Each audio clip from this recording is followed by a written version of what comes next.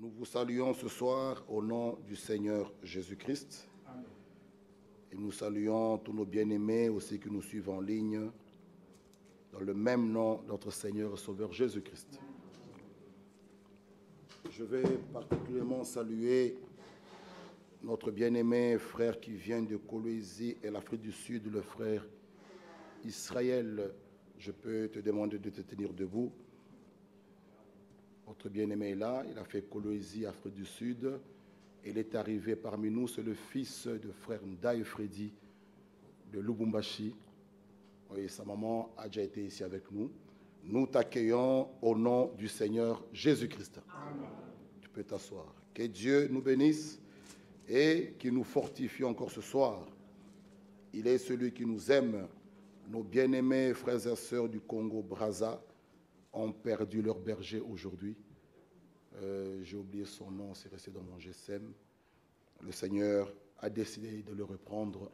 Il a donné, il a repris, que son Saint-Nom soit loué. Nous pouvons que nous soumettre tous à sa volonté et être prêts. Nous devons tous être prêts. Son retour est imminent. Vous avez des salutations de notre frère Sam. Nos bien-aimés, notre frère David Bola, Dieu voulant, il sera parmi nous le dimanche matin. Il prend son avion samedi soir pour arriver dimanche matin et il retourne au Congo jeudi. Il va prêcher que le mardi et le jeudi, il prend son avion pour repartir au Congo. C'est un voyage très court, mais le Seigneur a permis qu'il puisse être parmi nous pour 6 jours seulement. Donc dimanche matin, il atterrit. Nous ne serons pas ensemble avec lui le dimanche, mais le mardi, il sera parmi nous. Il pourra prêcher et le jeudi, il prend son avion pour repartir au Congo. Nous allons aussi prier pour lui. Et notre bien-aimé frère Lilanga, si c'est la volonté de Dieu, il sera ici pour passer, pour aller au mariage de l'enfant de notre frère Bertin. Dieu voulant, il sera parmi nous le 27 juillet. Il va rester avec nous quelque temps. Et le mois d'août, il prend son avion pour les États-Unis. Beaucoup de frères vous saluent. Ils nous suivent en ligne. Vraiment, ils ont leur cœur qui bat pour qu'ils soient aussi parmi nous. Nous avons beaucoup de frères. Notre frère Hervé Noël de Lyon, lui, Dieu voulant, il sera parmi nous le 15 juin. C'est un jeudi, à 15h35. Nous demanderons à l'Assemblée si nous pouvons avoir réunion le jeudi. Il prêchera jeudi, vendredi. Et le dimanche 18 juin, juste après la prédication, il a son train à 16h25 pour retourner chez lui en France, à Lyon. Dieu voulant, le 15 juin, jeudi à 15h35, notre bien-aimé sera ici à la gare du Midi et nous pouvons avoir réunion avec lui le soir. Prenons une écriture dans 1 Thessaloniciens chapitre 5. Continuons notre sujet sur la sanctification. C'est un sujet capital, nous l'avons lu avec vous, qui fait partie du plein évangile. Et le verset 23 et 24.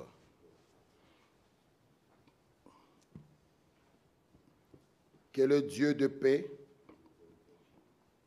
vous sanctifie lui-même tout entier et que tout votre être, l'esprit, l'âme et le corps soient conservés irréprochables lors de l'avènement de notre Seigneur Jésus-Christ. Celui qui vous a appelé est fidèle et celui qui le fera. Amen. On va nous asseoir. Nous avons montré par les Saintes Écritures que la sanctification n'est possible que lorsque nous vivons dans l'obéissance à la parole de Dieu dans tous les domaines. je répète, la sanctification n'est possible que lorsque nous vivons dans l'obéissance à la parole de Dieu dans tous les domaines. Nous ne devons pas aller en dehors de la parole. Que notre liberté ne nous conduit pas de sortir dans les limites de la parole. Alléluia. La sanctification s'accomplit en nous lorsque nous mettons la parole de Dieu en pratique. C'est en la mettant en pratique que nous sommes sanctifiés. Hébreu nous dit de rechercher la paix avec tous et la sanctification sans laquelle personne ne verra le Seigneur. Bien-aimés frères, bien-aimées sœurs, nous sommes réellement à la fin. Jésus-Christ revient bientôt. Que chacun de nous doit faire l'inventaire de sa vie. Cette femme dans Luc 15 qui avait perdu une des drachmes, elle n'est pas restée tranquille. Elle a perdu l'une des drachmes. Elle en avait 10. Peut-être toi, tu as perdu 2 ou 3. Mais pourquoi tu es tranquille? Alléluia. Ah. Si tu as perdu la joie, par exemple, ou la paix, l'amour, pourquoi es-tu tranquille? Cette femme, lorsqu'elle avait perdu une de ses drachmes, elle n'est pas restée tranquille. Elle a allumé la lampe, elle a pris le balai, jusqu'à ce qu'elle a trouvé la drachme perdue. Alléluia. Amen. Et elle a cherché. Amen. Elle a fait son inventaire avant que son mari ne rentre. Amen. Sinon, elle serait considérée comme une femme qui a déconné. Elle devrait trouver la drachme perdue. Quand elle a vu qu'elle n'avait pas, elle n'est pas restée tranquille. Mais pourquoi, lorsque toi, tu fais l'inventaire, tu trouves que tu n'as pas le Saint-Esprit? Pourquoi es-tu calme? Pourquoi es-tu tranquille? Mais que Dieu bénisse nos jeunes. Pourquoi? Eux-mêmes sont venus me voir pour me dire que, frère Michel, nous avons trouvé une date qui est le 30 juin. Nous aimerons faire une veillée de prière. Cela m'a réjoui. Il n'y a personne qui les a poussés. Eux-mêmes sont venus me voir là-bas. Ils ont même trouvé leur date. C'est le dernier vendredi du mois, le 30 juin. C'est pour les jeunes. Uniquement les jeunes, je serai ici avec eux de 23h jusqu'à quand le Seigneur nous conduira. Cela m'a réjoui mon cœur. C'est quelque chose qui est venu, qui était en eux, et eux-mêmes sont venus proposer. Vraiment, lorsque le Seigneur peut voir de tels cœurs, des dispositions de ce cœur-là, frère, il ne pourra que bénir. Que Dieu nous aide. Nous devons arriver à un moment où ça doit être vous-même. Il faut que vous-même, que vous réclamez même des veillées, des prières. Frère, jusque-là, ça fait 10 ans, je vois que ma vie ne change pas. Est-ce que je ne peux pas venir prier ici? Comment est-ce que, de la manière que vous vous débattez pour chercher du travail, c'est très bien, je ne refuse pas. Je remercie le Seigneur pour le travail. Je le remercie pour le papier. Je le remercie pour mon diplôme. Oui, ce sont des choses qui vont passer. Le ciel et la terre passeront, mais sa parole demeure éternellement. Mais nous devons aussi voir sur cette chair de remerciement. Je remercie le Seigneur, il m'a délivré de la colère. Je le remercie parce qu'il m'a donné le Saint-Esprit. Je remercie le Seigneur parce que, frères bien-aimés, regardons aux choses invisibles. Les choses visibles, les diplômes, le travail, c'est très bien. Ces choses vont passer. Recherchez premièrement le royaume des cieux. Bien-aimés frères, bien-aimées sœurs, celui qui n'a pas le Saint-Esprit ne peut pas rester tranquille. Cette femme, lorsqu'elle a trouvé qu'elle a perdu une de ses drachmes, elle a fait son propre inventaire, elle a pris la lampe et le balai pour trouver cette drachme perdue. Lorsqu'elle a trouvé cela, elle était dans la joie. Nous aussi, mon frère et ma sœur, Examine ta vie. Fais l'inventaire de ta vie. Vers la fin de l'année, tous les hommes d'affaires et tous les magasins, ils ferment un jour. Ils font ce qu'ils appellent l'inventaire. Nous sommes déjà au mois de juin. Vous voyez? Il nous reste aussi, je pense, encore 6 mois. Nous sommes à la moitié pour que la fin de l'année arrive. Que chacun fasse un peu l'inventaire de sa vie. Du 1er janvier 2023, aujourd'hui nous sommes le 2 juin. Combien de fois es-tu venu à la prière? Combien de fois as-tu participé aux réunions de prière de tous les mercredis? Que chacun fasse son inventaire. Combien de fois? Combien de fois? Tous les mercredis à prière. Combien de fois es-tu venu ici le vendredi et le mardi? Fais un peu et fais le bilan. Est-ce que c'est bon? C'est plus de la moitié?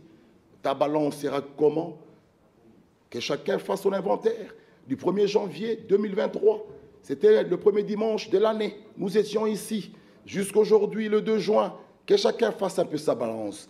Mais si tu vois que ça ne va pas, pourquoi es-tu tranquille?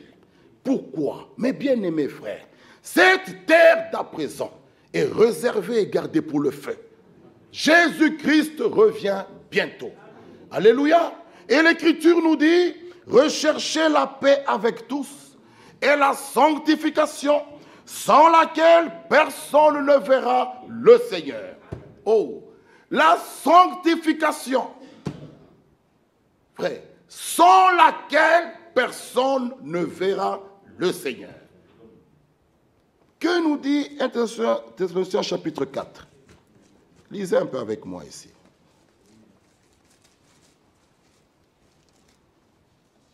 Le Saint-Esprit est pour nous. Mais, nous l'avons lu avec vous dans votre vie étudiante de l'Évangile, il ne peut pas entrer dans un cœur qui est encore souillé, qui est sale. Non. Ce cœur doit être vidé. Ce cœur doit être purifié pour que l'Esprit de Dieu trouve place. Écoutez le verset 1er.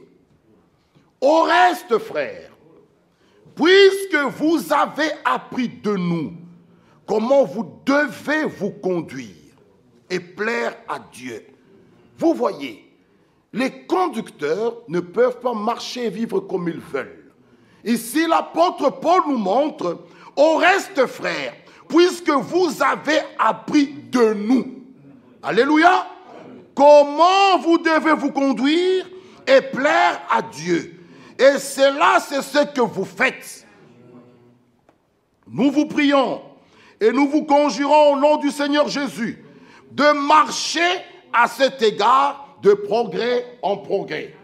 Un enfant de Dieu doit marcher de progrès en progrès. Alléluia. Pour arriver au baptême du Saint-Esprit, il y a la naissance, il y a la croissance et il y a la maturité. Nous devons arriver au baptême du Saint-Esprit. Il continue à nous dire ceci. Vous savez en effet quel précepte que nous vous avons donné de la part du Seigneur. C'est que Dieu veut. Alléluia. Donc, sa volonté, c'est votre sanctification. C'est que vous vous absteniez de la débauche et que chacun de vous sache posséder son corps dans la sainteté et l'honnêteté. Ah, sa volonté. C'est pourquoi, parmi les enfants de Dieu, il ne doit pas y avoir de blagues. Il faut que chacun sache posséder son corps dans la sainteté. Ce que vous vous abstenez de la débauche, parmi les enfants de Dieu, il ne peut pas y avoir des blagues. Non. Jeune fille, jeune frère, pas de blagues. Chacun doit posséder son corps dans la sainteté. Ça, c'est la volonté de Dieu. C'est ce que Dieu veut. C'est sa volonté. Alléluia. Ah. Parce que la sanctification, comme dit Hébreu, sans laquelle personne ne verra le Seigneur. Et ce que Dieu veut, c'est que vous absteniez. C'est votre sanctification. Que chacun de vous possède son corps dans la sainteté et l'honnêteté, sans vous livrer une convoitise passionnée, comme font les païens qui ne connaissent pas Dieu. Vous voyez, 2 Timothée 2, 24. Lisez avec quoi ici? 2 Timothée 2, 24. Or, il ne faut pas qu'un serviteur du Seigneur ait des querelles. Non. Un serviteur du Seigneur ne doit pas avoir de querelles. Il doit au contraire être affable pour tous, propre à enseigner, doué de patience. Vous voyez, il doit redresser avec douceur les adversaires, dans l'espérance que Dieu leur donnera la repentance pour arriver à la connaissance de la vérité. Et que revenus à leur bon sens, ils se dégageront des pièges du diable qui s'est emparé d'eux pour les soumettre à sa volonté. Ah! Le but de la prédication, c'est que les hommes et les femmes qui sont liés par Satan soient réellement délivrés. Même lorsque nous allons exhorter un frère ou une sœur, la Bible dit, nous redressons, mais avec douceur. Amen. Alléluia. Dans l'espérance que Dieu leur donnera la repentance. La repentance vient de Dieu. C'est une action du Saint-Esprit qui touche un cœur et lui conduit à la repentance. Vous voyez, voilà pourquoi, mes frères et sœurs, notre corps, notre esprit, notre âme lui appartient. Lisons cela dans le psaume 103. Le psaume chapitre 103.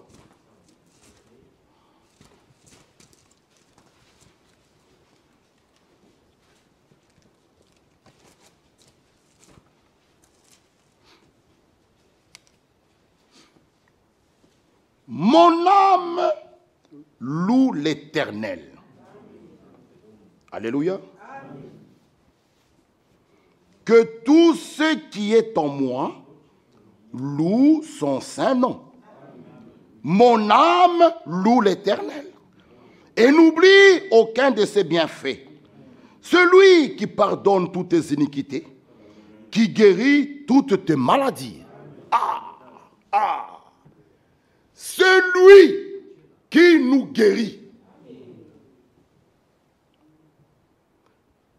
L'Écriture nous montre ici, comme nous venons de lire, dans ce passage, il est question de notre corps, de notre âme et de tout ce qui est en nous.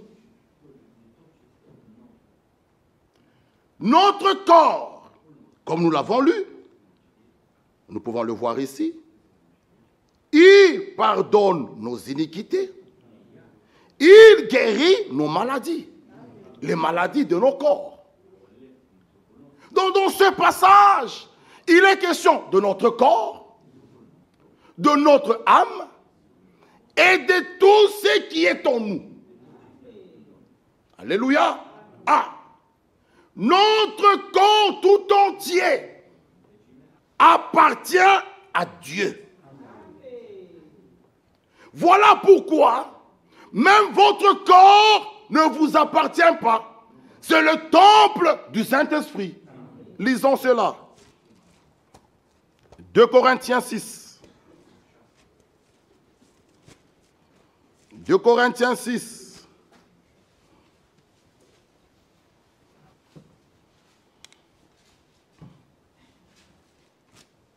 Non, c'est 1 Corinthiens. 1 Corinthiens 6.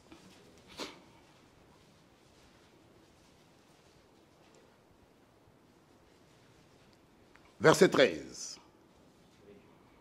Les aliments sont pour le ventre et les ventres pour les aliments. et Dieu détruira l'un comme les autres. Mais le corps n'est pas pour la débauche, il est pour le Seigneur. Alléluia. Croyez-vous cela? Le corps n'est pas pour la débauche, il est pour le Seigneur, et le Seigneur pour le corps. Et Dieu, qui a ressuscité le Seigneur, nous ressuscitera aussi par sa puissance. Ne savez-vous pas que vos corps sont des membres de Christ? La question, prendrai-je donc les membres de Christ pour en faire le membre d'une prostituée? La réponse, loin de là. Ne savez-vous pas que celui qui s'attache à la prostituée est un seul corps avec elle? Car, est-il dit, les deux deviendront une seule chair. Mais celui qui s'attache au Seigneur est avec lui un seul esprit. Fuyez la débauche. Ici, il y a le verbe fuir, pas le verbe marcher. Nous avons lu avec vous de marcher de progrès en progrès. Quand la Bible dit marcher, c'est marcher. Quand on parle de fuir, c'est fuir. Ah, fuyez la débauche. Pourquoi? Quelque autre péché qu'un homme commet, ce péché est hors du corps. Vous voyez, le vol, le mensonge, c'est hors du corps. Mais celui qui se livre à la débauche pêche contre son propre corps. Ne savez-vous pas que votre corps est le temple du Saint-Esprit qui est en vous, que vous avez reçu de Dieu et que vous ne vous appartenez point à vous-même, car vous avez été racheté à un grand prix. Glorifiez donc Dieu dans votre corps et dans votre esprit qui vous appartient. Glorifiez donc Dieu dans votre corps, dans votre esprit qui appartiennent à Dieu. Votre corps, pas votre esprit qui est le temple du Saint-Esprit. Non, votre corps. Ne savez pas que votre corps est le temple du Saint-Esprit. L'être tout entier lui appartient. Voilà pourquoi dans le psaume 103, il nous dit ceci: il pardonne nos iniquités, il nous guérit de toutes les maladies. D'abord, il pardonne nos péchés. C'est le péché qui amène la maladie. Il commence d'abord par pardonner nos iniquités, alors il s'occupe aussi de notre corps. Le pardon de péché et la guérison de nos corps, les deux vont ensemble. Jésus à la croix ne s'est pas seulement occupé de notre âme, même de notre corps. Par ses meurtrissures, nous sommes guéris. Amen. Alléluia. À la croix, il a transformé la malédiction en bénédiction. À la croix, il a renversé le mur d'inimitié. À la croix, il a écrasé la tête du serpent. À la croix, il a vaincu. À la croix, le prix a été payé. Qui est celui qui exigeait cela? Il a présenté à Dieu lui-même. Lorsqu'il est monté en tant que souverain sacrificateur, lorsque Marthe voulait le toucher, il dit: ne me touche pas encore. Je ne suis pas encore allé vers mon Dieu qui est votre Dieu, mon Père qui est votre Père. Va dire à mes frères. Alléluia. Lorsqu'il montait, on criait: porte élevée volento. Qui est celui qui devait entrer? Le roi de gloire. Il arriva en tant que le souverain sacrificateur. Il présente le sang. Il dit: voilà, le prix a été payé. Frère, aujourd'hui, nous sommes libres. Amen. Il faut le croire et l'accepter. Revendiquez votre liberté. Jésus a vaincu. Amen. En tant que souverain sacrificateur. Frère, nous aimons cela. Il est le souverain sacrificateur.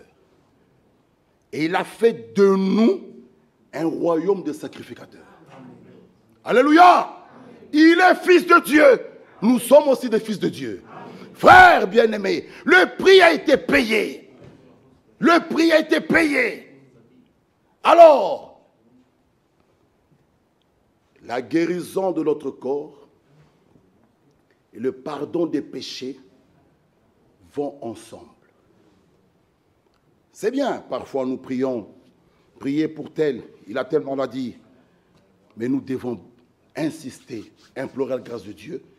Votre grand-père, votre oncle, votre ami, c'est bien la guérison du corps.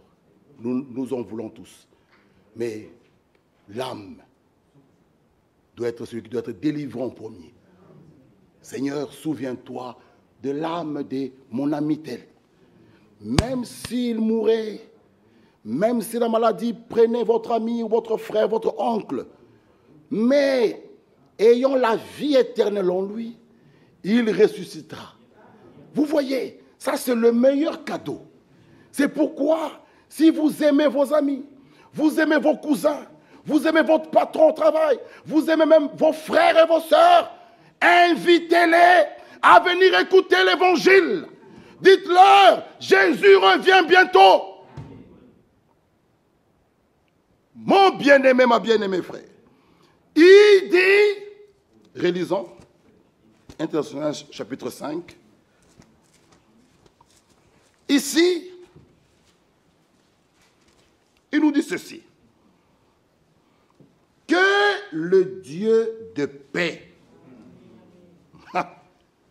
la paix de Dieu est plus grande que tous les raisonnements des hommes. Réellement, si vous avez la paix de Dieu dans votre cœur, quelles que soient les épreuves, ou les turbilations, ou les turbulences, vous serez calme. Pourquoi? Dieu est au contrôle. Pourquoi? Tout ce qui arrive, Dieu sait. Dieu n'est pas surpris. Même dans ta famille, tout ce qui arrive. Et écoutez ceci. Nous sommes dans cette salle. Chaque homme, chaque femme, ici, a ses problèmes, a ses épreuves. Mes problèmes, si je les prends, je donne à Frère Bovic, peut-être il ne pourra pas. Ces problèmes aussi, à moi, je ne pourrai pas. Vous ne serez jamais... Les problèmes qui nous arrivent, frère, ça ne peut pas aller au-delà de nos forces. Dieu nous connaît. Alors, ne nous plaignons pas. Peut-être les miens vers toi, tu vas jeter ma tête et fuir. Moi, toi aussi, tes problèmes vers moi, je vais te dire, ah. Vous savez, parfois, nous nous plaignons beaucoup. Et un jour, on était là avec un frère, on parlait. Le frère est toujours joyeux. Il est toujours à l'église. Un jour, on parlait. Et puis là, comme ça, nous expliquait un peu les problèmes par lesquels il traverse. Je dis, c'est ce frère-ci. C'est pas possible. Mais frère, nous, on pensait que chez toi, tout va bien. Non. L'Écriture, ne vous plaignez pas les uns. Il ne faut pas toujours se plaindre. Il y a des frères et des sœurs dans cette salle qui traversent peut-être des problèmes. Qui a eu des problèmes comme celui de Job? En une journée. Mais, il dit, il a donné, il a repris, que son nom soit loué. Le diable, il peut dire, mais non. Il bouscule la maladie. Il dit, c'est pas grave. Même si ce corps est détruit, mes yeux le verront. Vous voyez, il est resté ferme dans la foi. Il a gardé la position d'un enfant de Dieu. Vous voyez, frère. Voilà pourquoi il dit que le Dieu de paix, donc la paix de Dieu, surpasse tous les raisonnements des hommes. Et Dieu se présente à nous comme étant le Dieu de paix. Donc si le Dieu de paix est en nous, et dans son église doit être en paix. Lisons un peu cela. 1 Corinthiens. Alors, ma sœur, toi, à chaque visite dans une maison d'autrui, quand toi tu sors, c'est le chaos derrière. Alors pose-toi une question. Lisons d'abord. 1 Corinthiens 14, le verset 33. 14, 33. Car Dieu n'est pas un Dieu de désordre. Alléluia. Mais de paix. Ah. Notre Dieu se présente dans sa parole comme étant le Dieu de paix. Que le Dieu de paix, comme on l'a lu, vous sanctifie lui-même. Ah. Et Dieu n'est pas un Dieu de désordre, mais c'est un Dieu de paix. Ah. S'il est dans un couple ou dans une maison, ça serait une maison de paix. Alléluia. Voilà pourquoi tout ce que nous faisons, nous devons mettre Dieu au numéro 1. Là où Dieu est honoré. Alléluia. Ce Dieu de paix là, votre maison sera en paix. Amen. Faites toutes choses, frères, d'après la parole de Dieu. Dans son église, parmi les peuples de Dieu, c'est la paix. En fait, nous devons venir à l'église avec joie. Je commence là, je termine là. Je n'ai aucun problème avec un frère. Ni une sœur. Jamais. Non. Non. Je vous le dis sincèrement. De là à là. Non. Le Seigneur est vivant. Ah oui. Oui. Et je peux entrer dans chaque maison. Et ça doit être la nature de chaque enfant de Dieu. Oui, parce que le Dieu de paix est avec nous. Ah oui. Ah oui. Frère, nous devons être des enfants de paix. L'église doit être en paix. Pourquoi? C'est son église. Et le Dieu de paix est avec nous. Il dit ceci. Car Dieu n'est pas un Dieu de désordre. Non. Là où Dieu travaille, là où Dieu est, il y a la paix. Là où il n'y a pas la paix, il y a le désordre. Vous voyez. Et ceux qui sont de Dieu, lisons une écriture encore. 2 Corinthiens 13. 2 Corinthiens 13, 11. Au reste, frères, alléluia, soyez dans la joie. Qui sont dans la joie? Amen. Dans la joie parce qu'on nous a payé le salaire. Non. Nous, même les poches vides, nous sommes dans la joie. Alléluia. Pourquoi? Dieu est avec nous. Frère, il dit, au reste, frère, soyons dans la joie. Perfectionnez-vous. Consolez-vous. Ayez un même sentiment. Vivez en paix. Qui veulent vivre en paix? Il revient bientôt, mes bien-aimés frères. Vivons en paix. Alléluia. Vivez en paix. Vous voyez comment mon frère Nico dit pace. Donc, dans chaque langue, en swahili ni salama. Frère Nico te dit pace. Ici, on va dire quoi? Kimia. Kimia. En lingala. Vous voyez, on va laisser au Burundi ou quoi. On va laisser c'est en Kikongo. Je ne sais pas. Pace. La paix. C'est un petit mot, mais très important. Quand on a la paix, il ne peut procurer la paix que celui qui est en paix d'abord avec Dieu. Amen. Alléluia. Oui. Ne peut procurer cette paix-là que celui d'abord qui est en paix avec Dieu. automatiquement, je serai en paix avec mon frère Peter. Fini. Vous savez, manquant tout, mais ces petites choses-là, la paix, la joie, l'amour, la bonté, la bénignité, la douceur, que cela ne manque pas ici. Ne manquons pas ces choses. Ne manquons pas ces choses. Quand il y a la paix, même la colombe s'installe. Le Saint-Esprit s'installe. Quand il y a des désordres, il s'en va. Le Saint-Esprit s'attriste. Quand il y a des désordres,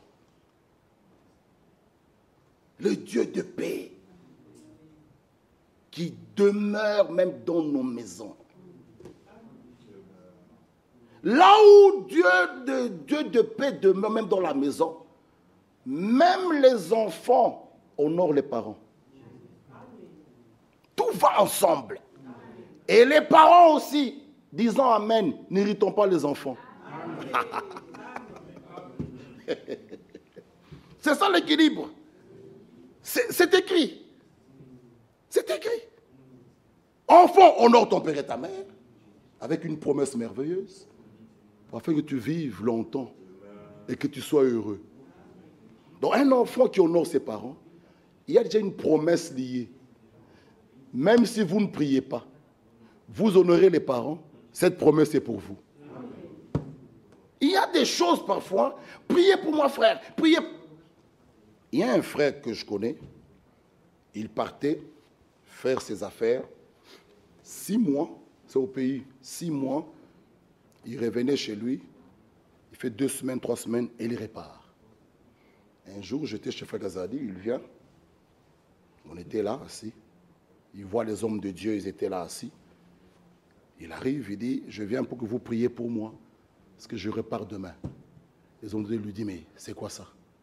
Tu fais 6 mois en brousse, et tu fais 2 semaines auprès de ta femme. Il y a quelque chose qui ne va pas. Bon, qu'as-tu amené à ta femme? Il dit, j'ai tout perdu, alors tu rentres là faire quoi? Le frère ne voulait pas écouter, il est parti là-bas. C'était la catastrophe. Il y a des choses, frère. Quand quelqu'un honore la parole de Dieu, tu honores la parole de Dieu. La Bible est claire. J'honore celui qui m'honore. Mais tu n'honores pas la parole. Tu vis en désordre. Même si tu jeûnes, Dieu est lié à sa parole. Alléluia. Il a dit à Jérémie, moi je veille. Ça veut dire, j'honore celui qui m'honore. Donc comme tu m'honores, je vais sous l'écriture, lui aussi Dieu va t'honorer. Ah, frère. Il y a des choses, hein, vivons seulement la parole, les écluses s'ouvrira. Vous vous plaignez à chaque fois, ma vie ne va pas. Est-ce que tu respectes même les serviteurs de Dieu? Est-ce que tu les respectes? Est-ce que tu respectes l'église? Ok, il y a un problème. Mais au lieu de t'en prendre au frère ou à la sœur, tu mets l'église dans le même sac. Vous avec votre église là. Et vous voulez que Dieu au ciel puisse t'applaudir. Est-ce que vous respectez les conducteurs? Est-ce que vous respectez même les diacres? Ces diacres-là ont leurs femmes dans l'église, les enfants dans l'église. Mais quand ils te parlent, tu les regardes de haut en bas. C'est Dieu qui a permis qu'ils soient là. Et après, tu t'agenouilles, Seigneur, bénis-moi. Non. Dieu n'est pas un garçon de course. Dieu est lié à sa parole. Amen. Frère, honorez la parole, Dieu va vous honorer. Amen. Même ta maison à toi, tu pars, il y a une casserole qui reste, ça brûle, mais il n'y a pas d'incendie. Tu te dis, mais ce n'est pas possible. Non, c'est possible. Parce que comme tu honores Dieu, Dieu du ciel, il dit, cette maison, non. Cette maison, non. Elle ne prendra pas feu. Frère, le petit Moïse était dans un panier. sous l'eau. Il y avait des crocodiles, il y avait des animaux qui pouvaient aller manger les petits enfants. Ils ne pouvaient pas se défendre dans un petit panier. Mais comme il y avait une mission, Dieu lui-même avait l'œil sur l'enfant. Aucun animal, qu'il soit méchant ou pas, ne pouvait s'avancer. Alléluia. Lui-même, l'ange de Dieu, il conduisait le petit panier jusqu'à arriver au bord. La fille de Pharaon prend l'enfant. Maintenant, cherchons une maman qui doit allaiter l'enfant. Frère, on va trouver toujours la mère. Quand Dieu est avec toi, frère, même les ennemis là, c'est eux qui vont te faire la route. Ça, nous le croyons, frère. Il est Dieu. Vous honorez-le. Non. Honorons Dieu là, ce Dieu-là. Il est le Dieu des principes. Il veille sur la parole. Si nous respectons la parole, cette église sera remplie de bénédictions. Non. Que chacun s'examine. Pourquoi pleurer? Est-ce que tu vis la parole? Pourquoi pleurer? Enfant, tu n'honores pas tes parents. Pourquoi? Il y a une promesse liée. Frère, que Dieu nous aide. Un enfant, qu'il ait 40 ans, qu'il ait 50 ans, on n'a pas dit enfant de 13 à 19 ans, honorer les parents. À partir de 22 ans, 18 ans, quand tu deviens majeur, n'honore plus. Parce que beaucoup disent, j'attends mes 18 ans pour commencer la rébellion. Mais nous, en tant qu'enfants de Dieu, même 40 ans, même 50 ans, même si j'ai 70 et que mon père est en vie, je dois l'honorer. C'était l'écriture. Et la Bible ne dit pas, enfant, honore tes parents croyants. Non, même s'ils ne sont pas croyants, même s'ils ne croient pas à ce message, ce sont tes parents, vous devez les honorer. Amen. Alléluia. Même s'ils ne prient pas, il faut les honorer. C'est la parole. Alléluia. Amen. Vous voyez maintenant, il nous dit ceci. Lisons encore. Éphésiens 2. Éphésiens 2. Nous voulons être bénis de Dieu. Dieu tient à sa parole. Dieu a des principes. Éphésiens 2, le verset 12. Souvenez-vous que vous étiez en ce temps-là sans Christ. Souvenez-vous. Souvenez-nous tous. On nous a montré ici, par notre frère Bertin, les Juifs. Nous étions des idolâtres. Sans promesse, sans Christ, rien du tout. Maintenant, l'Écriture vient nous rappeler. Il dit, souvenez-vous que vous étiez en ces temps-là. Donc, on regarde, on rentre en arrière. Sans Christ, privé du droit des citer en Israël, étranger aux alliances de la promesse, sans espérance, sans Dieu dans le monde. Mais, maintenant, alléluia, en Jésus-Christ, vous qui étiez jadis éloignés, vous avez été rapprochés par le sang de Christ, car il est notre paix. Lui qui des deux n'en a fait qu'un et qui a renversé le mur de séparation, l'inimitié, ayant anéanti par sa chair la loi des ordonnances. Dans ses prescriptions, il a voulu créer en lui-même avec les deux un seul homme nouveau en établissant la paix. Il continue. Et les réconcilier avec Dieu, l'un et l'autre en un seul corps, par la croix, en détruisant par elle l'inimitié. Il est venu annoncer la paix à vous qui étiez loin et la paix à ceux qui étaient près. Alléluia. 2 Thessaloniciens chapitre 3. Lisez avec moi. Insistons un peu sur ce thème, la paix. C'est très important. celui qui est né de nouveau, tu dois avoir la paix. Amen. Ah, 2 Thessaloniciens 3,16. Écoutons ce qu'il dit. Que le Seigneur de la paix vous donne lui-même la paix en tout temps, de toute manière. Que le Seigneur soit avec vous tous. Amen. Oh. Que le Seigneur de la paix vous donne lui-même la paix en tout temps. En tout temps, même dans les épreuves, qui me donne la paix. Même dans les soucis, qui me donne la paix. Frère, la paix est une très très grande chose. La paix de Dieu surpasse tous les raisonnements des hommes. La raison se base sur des arguments. Quand quelqu'un va avoir raison, il va avoir des arguments pour se donner raison. Mais la paix de Dieu surpasse tous les raisonnements humains. La foi en nous nous conduit à prendre Dieu au mot. Nous ne raisonnons pas. Quand Dieu a parlé, nous ne raisonnons pas. Nous disons Amen. C'est pourquoi que la paix de Dieu, ce soir, on va prier, Seigneur, remplis mon cœur de ta paix.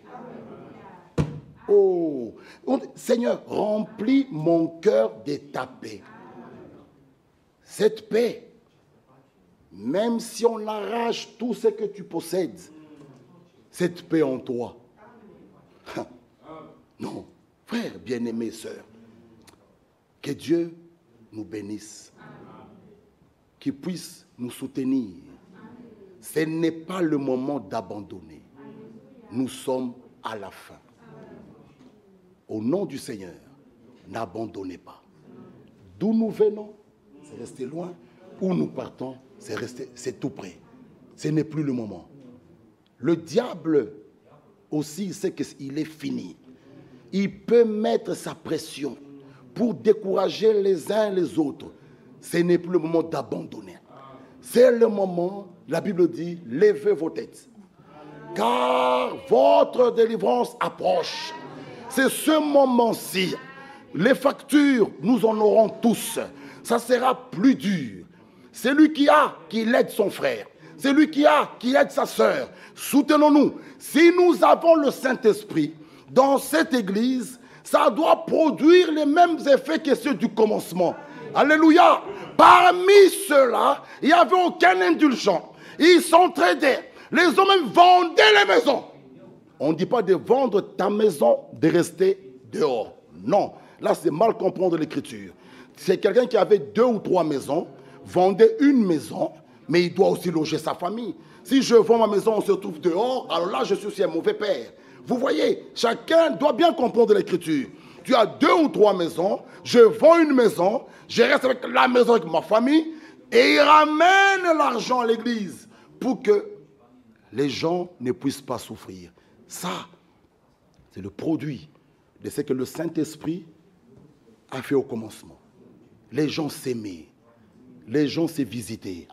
Mais déjà que Dieu bénisse même notre sœur Espérance, hier elle a quitté chez elle pour venir dormir chez sœur José. Ça doit être une vie que chacun de nous, nous vous informons que la sœur telle, le frère tel est malade. C'est notre devoir.